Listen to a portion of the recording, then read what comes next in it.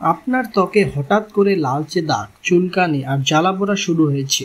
আপনি ভাবছেন এটা কি দাঁত একজিমা নাকি অন্য কিছু ভয়ঙ্কর।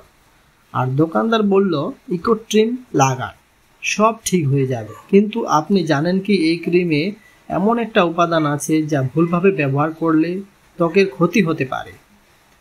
ইকোট্রিম নামটা শুনলেই অনেকে ভাবেন ম্যাজিক, কিন্তু একটা ব্যাপার জানলে আপনি অবাক হবেন। ইকোট্রিম ক্রিম আসলে একটা কম্বিনেশন মেডিসিন। এতে আছে ইকোনাজোল নাইট্রেট, এটি একটি অ্যান্টি ফাঙ্গাল, আর ট্রায়ামসিনোলন অ্যাসিটোনাইট একটা স্টেরয়েড। এই দুই উপাদান একসাথে কাজ করে ছত্রাকজনিত সংক্রমণ এবং প্রদাহ কমাতে। এখন জানুন কিভাবে কাজ করে। ইকোনাজল ছত্রাকের কোষের ঝিল্লি ভেঙে দেয়, ফলে ছত্রাক মারা যায়। আর ট্রায়ামসিনোলন প্রদাহ, চুলকানি আর লাল ভাব কমায়।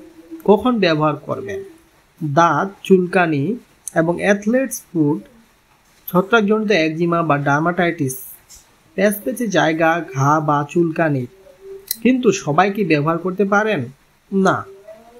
যাদের ত্বকে ভাইরাসজনিত সমস্যা যেমন হার্পিস, চিকেন পক্স, তাদের জন্য এটা নিষিদ্ধ। আর গর্ভবতী ও শিশুর ক্ষেত্রে ডাক্তারের পরামর্শ ছাড়া নয়। পার্শ্ব প্রতিক্রিয়া জানুন।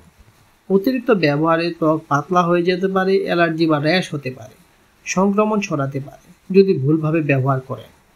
একটা প্রশ্ন, আপনি কি জানেন ইকোট্রিম দিনে কয়বার লাগানো উচিত? সাধারণত দিনে 2 থেকে 3 বার আক্রান্ত জায়গায় হালকা করে ঘষে লাগাতে হয়। আর অবশ্যই আক্রান্ত জায়গা পরিষ্কার এবং শুকনো রাখতে হবে। সতর্কতা, চোখ, মুখ বা ব্যক্তিগত জায়গায় লাগাবেন না। অন্য কারো সাথে শেয়ার করবেন না। 14 দিনের বেশি ব্যবহার না করাই ভালো। যদি না ডাক্তার বলেন, ঠিকভাবে ব্যবহার করলে ইকোট্রিম সত্যিই কার্যকর, কিন্তু ভুলভাবে ব্যবহার করলে ক্ষতি হতে পারে। তাই সচেতন হন, সুস্থ থাকুন। যদি ভিডিওটি আপনার উপকারে আসে তাহলে একটা শেয়ার করুন, হয়তো আপনার মতো কেউ আছে যাকে এটা জানানো দরকার। আর হ্যাঁ, লাইক, কমেন্ট আর সাবস্ক্রাইব করতে ভুলবেন না, কারণ সামনে আরও এমন স্বাস্থ্য সচেতন ভিডিও আসছে। আজকের ভিডিওটি এই পর্যন্ত, দেখা হবে নতুন ভিডিওতে। ধন্যবাদ।